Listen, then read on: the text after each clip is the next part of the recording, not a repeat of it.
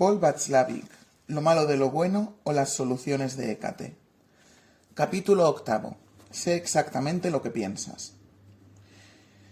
Si no fuese una bruja, diría que todo está embrujado, se quejó Hécate en ocasión de una breve entrevista tenida en su torre en la costa mediterránea para discutir la situación. Desarrollamos un trabajo minucioso, agotador, para que los hombres lleguen a estar ciegamente convencidos de que no hay más que una manera correcta de ver la realidad, a saber, la propia de cada uno. Los hipnotizamos para que estén absolutamente persuadidos de saber lo que pasa por la cabeza de los otros, hasta el punto de hacer innecesaria toda comprobación ulterior, y luego se salen de tono y lo echan todo a perder. La verdad es que tenía toda la razón. Por esto conviene que ahora tratemos sobre el arte de leer los pensamientos de los otros y sobre la insidia de los que se salen de tono. Empecemos fijándonos cómo Mr. McNabb de Santa Cupertina, en el Silicon Valley de la Fornicalia, se metió en un atolladero. Mr. McNabb era físico y un día tuvo una brillante idea de la que, a causa de mi ignorancia total, soy incapaz de dar una descripción ni siquiera aproximada. Ya desde su tierna infancia había tenido influencias ideas desacostumbradas con cierta frecuencia. Esta vez, por decirlo así, le tocó la lotería. La nueva idea no solo se quedó en idea, sino que le llevó a construir literalmente en su garaje el instrumento correspondiente, comprobar su funcionamiento y lanzarlo al mercado. El éxito superó todas las expectativas. Llovían los pedidos. Ya, el lector pensará que ahora le quiero echar otra vez el sermón de que 2 veces lo mismo no equivale a lo doble de bueno. Pues no, Mr. McNabb salvó este escollo muy requete bien, gracias a su habilidad técnica que era realmente insólita. Su desgracia era de otra especie. Junto con los muy halagüeños pedidos, crecieron naturalmente también los problemas y las cargas de tipo técnico-administrativo y financiero, la necesidad de atender a una correspondencia abundante, la contabilidad, la fijación de un presupuesto razonable, etcétera, etcétera. Hasta ahora Mr. McNabb se había ocupado de esto solo de paso, en su tiempo libre, entre la 1 y las 3 de la madrugada. Sin duda era necesario contratar a algún jefe administrativo que se hiciese cargo de este mare magnum, y encontró a uno que era incluso muy bueno. Con esta solución empezó la decadencia. La razón del mal fue que precisamente el señor Mukherjee, el nuevo administrador, en su especialidad era tan extraordinariamente experto y ducho que pronto surgieron conflictos entre los dos hombres. Mr. McNabb, el inventor genial, cuyo éxito se basaba en que, sin saber cómo, sabía librarse de unos esquemas de pensamiento desgastados y por esto sabía ver nuevas posibilidades, era una personalidad de hemisferio derecho, como se dice en la investigación actual del cerebro. Y ahora tenía que estar en contacto con un hombre cuyo mundo estaba constituido necesariamente por pequeños detalles exactos unidos en un mosaico exacto. «Este Mukherjee me vuelve loco», gritaba furioso Mr. McNabb en casa a su mujer, que le escuchaba con paciencia. «¿Cómo puede un hombre perderse en tales pequeñeces? Los árboles no le permiten ver el bosque, le falta el sentido para captar lo importante y se aferra a números y párrafos, y en cambio lo que constituye el busilis del asunto me tiene por irresponsable y peligroso para el avance de la empresa, a mí que he levantado todo el negocio de la nada». Al mismo tiempo vociferaba el señor Mukherjee en su casa. «Pronto no aguantaré más. A este McNabb había que digitalizarlo. Para él no existen los hechos más simples. Ahora lo ve así, mañana lo ve asá. No tengo la menor idea de cómo lo hace para tomar decisiones y luego espera que todo lo que él hace me parezca evidente y magnífico y sobre todo que yo dé luego a sus decisiones una forma concreta. Su genio no quiere ocuparse de lo trivial y cotidiano. Para eso existen los pedantes estrechos de miras como yo». Como se ve, el señor Mukherjee era una personalidad del hemisferio izquierdo, y lo único que ambos tenían en común era su incapacidad total de poder meterse en el pensamiento del otro. Los dos, cada uno por su lado, tenían razón y de este modo aplicaron los dos la solución clarifinante del querer tener más razón, hasta que la empresa se declaró en quiebra. Los problemas entre marido y mujer se desarrollan frecuentemente del mismo modo. Conservo un recuerdo agradecido de mi profesor que acostumbraba usar la siguiente analogía. El hombre, así lo explicaba, es comparable con una elipse. Como se sabe, la elipse tiene dos focos. A uno de los dos le llamaba logos y quería significar con ello no solo lo espiritual, sino también lo objetivo, la profesión, eventualmente la ciencia en todo caso, lo que existe prácticamente, lo que está enfrente, objectus. Al otro foco de la naturaleza elíptica masculina le llamaba eros, a saber, la relación con el otro sujeto humano. En cada momento dado, el hombre puede estar solo en uno de los dos focos. Para el hombre esto no representa problema alguno. Pasa de un foco al otro según convenga. La mujer, en cambio, es comparable con un círculo, y un círculo puede considerarse un caso especial de la elipse en el sentido de que en él los dos focos coinciden en un punto. Así pues, la mujer está al mismo tiempo y sin esfuerzo en el logos y en el eros. El problema es que ni ella ni el hombre tienen la menor razón de suponer ni por un instante que posiblemente el consorte tenga otra disposición, y que por tanto sus acciones y reacciones vayan a ser distintas de las que uno mismo tiene. Pero es precisamente esto es lo que hace el consorte con frecuencia. Como ejemplo reproducimos una disputa tomada de una grabación de Las Brujas hecha con toda su malicia. Mujer: mucho me temo que el pastel sea un fracaso, la pasta no sube. Marido: quizá no has puesto bastante levadura, ¿qué dice la receta? Mujer: otra vez con tus ocurrencias típicas. Marido: ¿qué ocurrencias típicas? Mujer: eso de la levadura. Marido: ¿qué es eso de la levadura? Mujer: tú sabes muy bien lo que quiero decir, siempre haces lo mismo y sabes que esto me crispa los nervios. Marido: santo cielo, ¿de qué me hablas? Dices que el pastel no sube, te digo que lo único que puede pasar es que hayas puesto demasiado poca levadura, y de repente esto ya no tiene nada que ver con la levadura, sino que es un defecto de mi carácter, o qué sé yo. Mujer: naturalmente para ti la levadura es más importante que yo. Que el pastel no suba por falta de levadura ya me lo podía imaginar, pero a ti te es indiferente que quiera darte una alegría inesperada con el pastel. Marido: esto no lo niego en absoluto y me alegra mucho. Yo hablé solo de levadura, no de ti. Mujer: los hombres os las arregláis de tal manera para hacer distinciones en todo que una mujer se pone a temblar. Marido: no, querida. El problema es cómo os las arregláis las mujeres para hacer de la levadura la medida del amor, etcétera, etcétera. ¿Por qué una mujer no puede parecerse más a un hombre?, pregunta el profesor Higgins, desesperado en Pygmalion de Bernard Shaw. Sobre el caso contrario, esto es, referido a los hombres, no sé por desgracia ninguna cita clásica, pero uno puede fácilmente imaginarse cómo sería. Solo soy importante para ti si me adapto a tu idea y en aquel momento tienes tiempo para mí.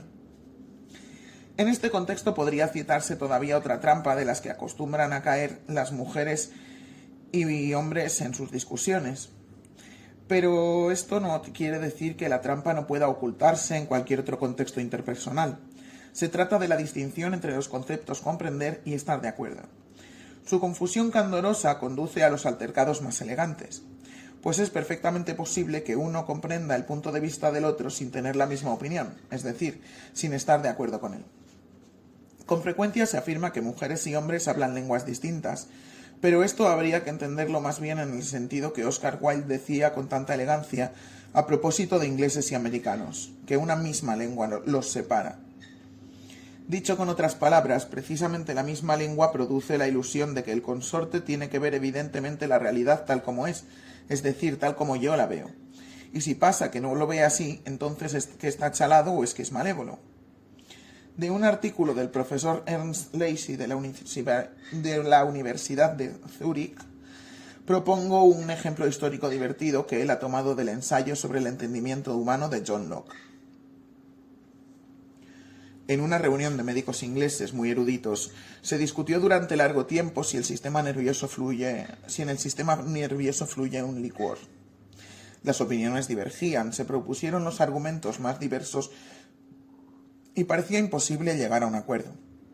Entonces Locke pidió la palabra y preguntó simplemente si todos sabían con exactitud lo que entendían por la palabra licor. La primera impresión fue de sorpresa. Ninguno de los asistentes creía no saber en detalle lo que decía y tomaron la pregunta de Locke casi por frívola. pero luego se aceptó su propuesta, se ocuparon en fijar la definición del término y pronto se descubrió que el debate se basaba en el significado de la palabra. Un partido entendía por licuor un líquido real como agua o sangre y por esto negaba que en los nervios fluyera algo así. El otro partido interpretaba la palabra en un sentido de fluido, una energía como por ejemplo la electricidad, y en consecuencia estaba convencido de que por los nervios fluye un licor. Después de haber explicado las dos definiciones y de haberse puesto de acuerdo en elegir la segunda, en breve tiempo finalizó el debate con un sí unánime. Como en este episodio de Locke, muchos llevan ad absurdum discusiones altamente científicas sin el menor respeto. Naturalmente, también hay soluciones clarificantes que hacen al caso. Molière estaba enterado de esto. En una de sus comedias, un grupo de doctores ilustrados intenta averiguar por qué el opio adormece. Después de mucho ir y venir en el asunto, llegaron a la conclusión de que produce sueño porque contiene un principio dormitivo. Volvamos a la receta. Sé exactamente lo que piensas. Sobre esto se puede citar al lógico austrocanadiense Anatole Rapoport, que ya en 1960 en su libro Fights, Games and Debates recomendaba, si bien solo de paso, una técnica interesante para solucionar problemas. En el caso de un conflicto, en vez de pedir que cada partido dé su propia definición del problema, Rapoport propone que el partido A exponga la opinión del partido B en presencia de este y que lo haga de un modo exacto y detallado hasta el punto que el partido B acepte esta exposición y la declare correcta. Luego le toca al partido B definir la opinión del partido A de un modo satisfactorio a este. Rapoport supone que esta técnica de negociaciones puede conducir en gran parte a quitar acritud al problema de entre dos partes, antes de que se ponga sobre el tapete la discusión del problema propiamente dicho. Su suposición es exacta. Aplicando esta técnica sucede no pocas veces que una de las dos partes en litigio con asombro diga a la otra: «Nunca hubiese pensado que usted pensase que yo piense así», lo que supone haber dado ya un paso más allá de la convicción ingenua «sé exactamente». Con independencia de Rapoport, la psiquiatra milanesa Mara Selvini Palaccioli y sus colaboradores desarrollaron una estrategia semejante que llamaron encuesta circular.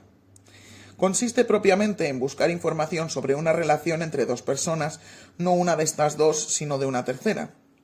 Selvini se refiere, por ejemplo, a una situación de tratamiento en la que al terapeuta familiar le pareció necesario esclarecer la relación que había entre el padre y la hija más pequeña.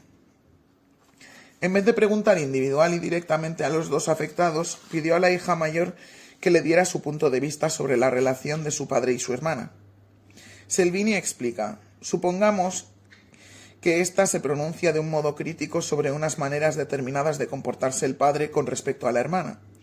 Por lo que hace al contenido de la información sobre la relación triádica, es decir, incluida la persona encuestada, no es en modo alguno lo mismo si las otras dos personas se muestran desconcertadas o si las dos reaccionan igual, o si solo el padre protesta furioso mientras que la hermana lo mira sin parpadear o acaso hace un gesto claro de hostilidad y desprecio. Sería sumamente interesante aplicar también esta técnica a los conflictos internacionales.